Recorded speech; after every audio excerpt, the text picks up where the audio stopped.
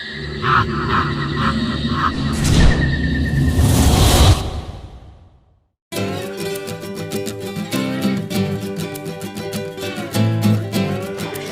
عليكم ورحمة الله وبركاته.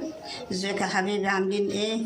يا رب يكون بخير وطيبين انتوا وحبايبكم وعيالكم ورجالكم.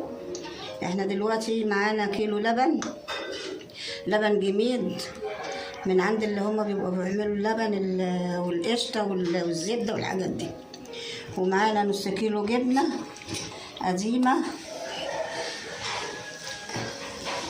قلبها شوفوا عاملين ازاي، يعني مش جبنة بيحطوها في المش وبتبقى بيضة من جوه وفيها مش من بره، دي جبنة قديمة خالص.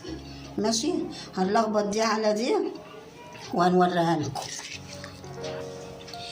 دلوقتي. بقى فضينا بقى الجبنة على اللبن، هنعجنها ببعضيها، ودي بقى هنعملها جبنة قديمة، تبقى بدل ما نروح عند الدكان ونقول لهم ادونا جبنة قديمة، يبقى الجبنة دي عندنا في التلاجة.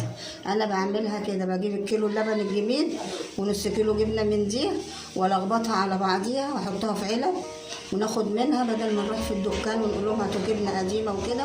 دي بقى بتبقى طعمة وجميلة جنب الأكل. ماشي، هدربها واوريها لكم.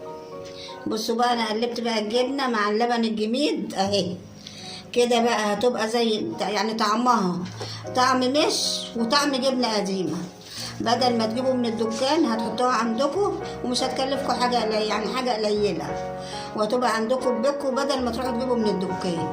ماشي يا حبايبي، كل سنة وانتم طيبين وفي بيوتكم متهنيين. وحطوا لنا لايك بقى وكبروا لنا القناة بحسكم ان شاء الله، وهنكبر بيكم وبحسكم وبحبايبكم. ماشي.